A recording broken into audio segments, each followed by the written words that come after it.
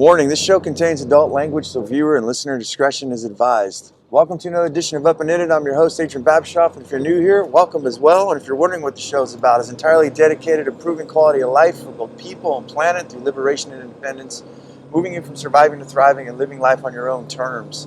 I need to shorten up this intro, I think. But anyways, welcome guys. This is episode 249, and this is how to design your life.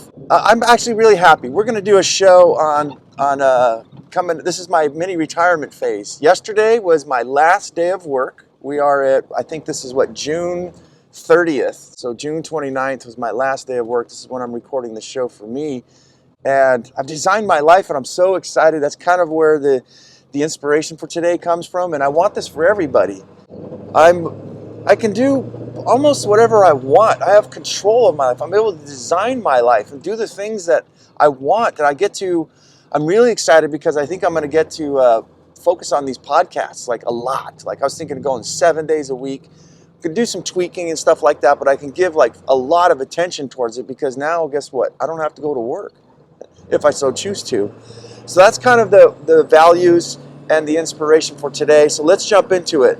The very first thing I want to talk about is the value of failures. Now, I talked about it in the last episode, how failure is our friend, and you know how a lot of people are scared to try new things because of failure. And I'm looking at this, I think I need to explain it a little more in its entirety, is that you don't just go and put all your eggs in one basket. You know, you don't go and just invest like, well, screw it then, I'm going to go start my own pencil business or something, you know, and, you know, be stupid about things, you know, but you got to get out there and try. You got to take risks. Some people, like, what was it, Elon Musk, he got all his money from PayPal. He invented the PayPal system. I think him and another dude. I don't know exactly how the story goes, but the one thing I do know is that he just cashed and went all in. He had plans. He had things that he truly believed in, and he's one of the richest men in the world as far as what I know. I don't really follow those things too much. I just hear on social media and stuff here and there. But I heard this one the other day, and he was sleeping in his office, bathing in the sink, you know, went hardcore. And people look and they don't see the struggles and failures that people had to go through to get to where they're at. And that's what we do. Like yesterday's show, we learn a lot from failures. Failure is our friend. When you get successful, there's a lot of stories of big businesses and stuff who, you know, they're making millions, and they just figure, well, shit, we'll just sit back and, you know, we don't have to work as hard as what we used to do. And then somebody comes up underneath and gets them. What was Evander Holyfield? Or no, I can't remember who the boxer was. But the story goes that Mike Tyson, and this is failure's his friend. This is the guy who knocked Mike Tyson almost completely out. It ended, it was the beginning, they said, of Mike Tyson's, he finally lost the fight. And what happened is he got rich. The story goes, you don't know if we can believe everything we hear, you know. Like Mark Twain says, believe half the things you see and then the things you hear. But the story has it that he was doing some drugs, he was drinking, and he wasn't training as hard. And he still knocked the crap out of the guy. I saw the 15-minute segment thing on it. But he ended up losing the fight. And it was due to he got too comfortable, he got too cocky. So failure, I bet you he learned a heck of a lot. I look at it, I can learn just by watching this happening to people of what not to do. So yeah, when I say failure's a friend, you know, a lot of people talk about that. I think when I started researching it, you know, but they don't tell you the fundamentals of exactly how to do it. And there's no one that can tell you exactly how to start a new business, how to invest, how to not completely wreck your life. You have to be smart about it. But along the way, along the journey, a lot of those failures will help you. You'll learn so much from it. What I look at is, to finish off with failure here, is look at our current systems. And if you're intrigued by a show like this and you're looking around at things, you know, going, man, something's just not right. I'm missing things. I'm not that happy. I want to be happier, or I'm just fucking miserable. That means that our current systems has failed us. And in my book, they're failing us everywhere, from public education to the whole mindset of go to college, get a job, buy a house, make children. You know, unless you're making, and I'm not dogging completely on college and public education. I think that for some people, it's needed for some, but you know, it's failing us, even for those people, I think. Because when you look at investors investing money, somebody comes in with $1 million to an investment company, you know, to buy real estate or something. Never once is this company going to go, can I see your credentials, your GED, and your college degree to find out where that $1 million came from? It's like the $1 million pretty much speaks for itself, you know? It's like there's no credentials fucking needed. The money talks, bullshit walks, as the saying goes. So if someone's able to make money, that pretty much transcends everything else. Nobody gives a shit where you got it from. They just like, they want to learn how you got it or get that from you so that they can utilize that money or sell you something. So yeah, that's what I mean on failures. Cutting out bad people. So we're talking about designing your life. And when I see people hanging out with each other, families, friends, show me your friends, I'll show you your future, as Mr. Danny Pena likes to say. I believe in it 100%. And what we have is we have a lot of people talking about cheap. Where can I get that cheaper? You know, everything's expensive. Everything sucks. The world's fucked. We're all going to die. You know, I hear even my children talking about that. You know, my oldest, you know, is just saying like, yeah, I don't know what point there is. They're cutting down the forest. She's listening to social media, the news and everything. And we've got all this negativity, basically, is why I'm looking at it. And we have a system in place for a lifestyle design that's been designed for us. And if you really think about it, the convenience is really intricate, I think. It's very easy. Nobody has to put a gun to anybody's head. It's just, I'm going to make life so easy for you. I'm going to put pillows everywhere. And yes, you're going to work your ass off till you're tired and sick of everything. But once you do get sick from the yummy foods that we're going to give you, the processed foods, we got medicine. I just went to the doctor's yesterday, folks, to get my x-ray on my shoulders. I got thought I had a torn rotator cuff. It's a torn bicep for anybody who cares. Nobody does because I'm a man. I have to fucking suppress that shit and act like I have fucking answers. But yeah, there's building like a 10-story building. The expectations of cancer and things like that are for the future. People are already planning on things for sick people, right? You can look at it for yourself. Look up Google cancer, future cancer predictions. We also have a lot of baby boomers and stuff that are coming, so there's, you know, they're going to need some room for those type of people to take care of them. But look at the hospitals is where a shit ton of people need to go to get themselves fixed, right? Forget about holistics. Forget about your food should be your medicine. Forget about raising your own chickens for eggs and meats and stuff like that, hunting, fishing, foraging, doing things together as a group, as a community, and being able to barter and trade and not be taxed to death, just for the fact that you're eating some of the most healthiest food on the planet, the best tasting. And instead we're going to sit around with a bunch of negative fucking people. These people start to rub off on you, and you got to get rid of them, to put it down, in cement here. Get rid of them, and the sooner you do that and start seeking out people who are actually doers, sayers, and positive living people, the better your life will be. Try it. You can always go back to your friends. Just go on a friend diet, right? A family diet. Let's just get out now. Let's move on to the next one. We can tweak and adjust everything. Everything's tweakable and adjustable. That's what I'm excited about, because what am I doing right now? It's morning time. It's a weekday. Today's Wednesday for me, recording the show. I'm driving down to the beach, guys. I'm going to do a live Instagram post. I'm going to go get some cardio. I'm going to record some more shows, hopefully without the background noise of this vehicle on my mini retirement commute. It's not my work commute. It's my mini retirement commute. I'm just giddy. But I've been able to adjust. I've been able to tweak things. And I talked a lot about it on the show. Like, guys, we don't have to live this way. This whole system that's been put in place for us is, I guess if you like it, do it. But if you're unhappy, and I can't tell you what to tweak, but I can just tell you how to tweak stuff. We talked about mathematics. We talked about getting your budget in order. I'm an entrepreneur, for people just tuning in, business owner, so I think a lot of people don't have the handle that I have. I literally figure out how much money I need, and I get a quota, right? I get an amount. I work my ass off till I get that, and then I stop. Sometimes I look and I say, well, I've got enough money to survive, a little bit for savings and things like that. You know what? I want to keep going, because this is what I call fuck money, where you can just spend it. Fuck money. Who gives a shit? I want to go to sushi. I think I'm going to go traveling with my children. I designed my life that way. I've tweaked things out, but I had to get down in the nitty gritty, because it's not so convenient at first.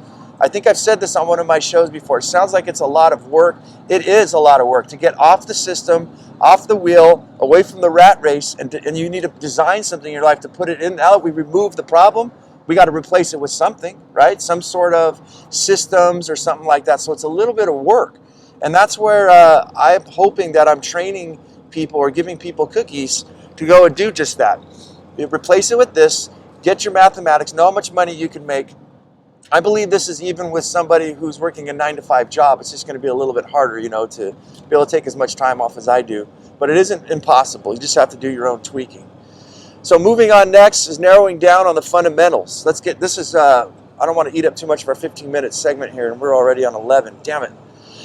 Narrowing down on the fundamentals. What are the fundamentals of life? What do we actually need when we're designing our life? And I call this alternative lifestyle design. The fundamentals are food, shelter, clothing, fresh water. When you really get down to it, I'll try to make this very fundamental specific. There's only a few things that we need to really survive. And in this day and age, they're all readily available. And a lot of them are really cheap. Electricity is relatively cheap. Water, relatively cheap. Gas now, on the other hand, a little more expensive. Food and things like that. But there's ways that we can tweak those out. But zeroing down on those fundamentals, I think that we've all become spoiled little bitches, if I may. Yeah, go ahead and just speak your mind. And I don't mean you. I just mean like myself and a lot of people. I'm passing by that huge hospital, by the way, on the freeway. That thing's fucking a monster, man. They're looking to put some people in that bitch. But yeah, you can design your life, and it's a lot of work, but once you start putting things together, life starts to seamlessly happen. You can it's like a muscle, and once you put these machineries and these systems in place, you don't really have to think about them too much. Now you're able to run and do a lot more other things, and the more and more you practice, actually the easier life gets. So yeah, the fundamentals, there's not very much on life that we really need, so that's how you zero in. Okay, what do I need just to survive? We've all become spoiled little bitches, as I said, because we have all these extra things that we don't necessarily need. Gadgets and the newest things. And I think the biggest problem with people is keeping up with the Joneses. They want to look the part. They want to act happy. They don't want to be they're not actually happy. They want to be perceived as happy, successful, and all those fucking things. But don't actually, can't live it because they're too busy putting up the facade. And the sooner we take that facade down, the sooner we get away from negative people and news media and shit like that, the better life gets. They're focusing and zeroing in on sequences of events, which is my next note. Now that we got the fundamentals down and everything, we all want to figure out, well, how do I change my life, and how do what do I got to put in place? And this is where we want to zero in with laser precision, right? We want to find out a sequence of events. What are the things that need to happen in order for me to slow my life down or to not have so many distractions and things like that? And I can only give you guys a few. I downsized from having a house, from a 5-acre house with an orchard on it and everything. 3-bedroom house was really nice, spending a couple $1,000s a month. I went down to like a third of the price and living in an RV. Those of you who follow me know I live in a tiny house, aka RV trailer, full-time stationary RV living. And I took my rent down super fucking low. All my overhead super fucking low.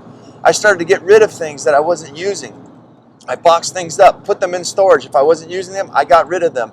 So I don't have that much. I still have clutter, and I still got to clean stuff up. But I got rid of all the things that were around me that I weren't using, because these things, believe it or not, will distract you. So getting rid of all the distractions and getting your overhead down low, slowing your life down. If you've got car payments or something, if you're able to get out of debt of those type of things, unless you absolutely need one.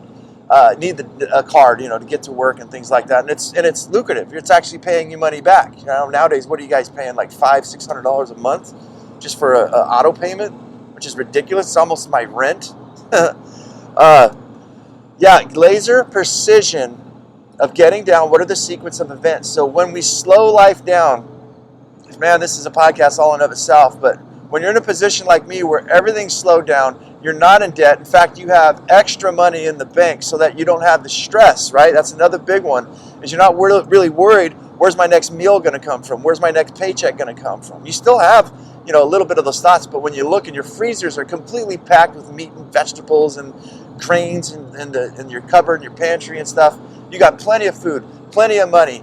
You've got stress reduction. Your health is still relatively, I'm a fat ass. I got a beer belly on me. I got to work on. That's why I'm going to the beach to get some cardio. But maybe if you're lucky, I'll show it to you. The beer belly.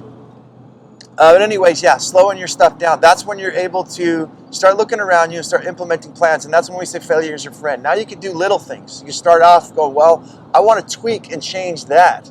I want to get rid of maybe this friend who's negative and makes me feel like shit, just to see how it feels, right? You can do little tiny experiments. And then if things fuck up, you'll learn a lot from those things. And now you start gathering that information. Because really, most stuff's just like textbook knowledge.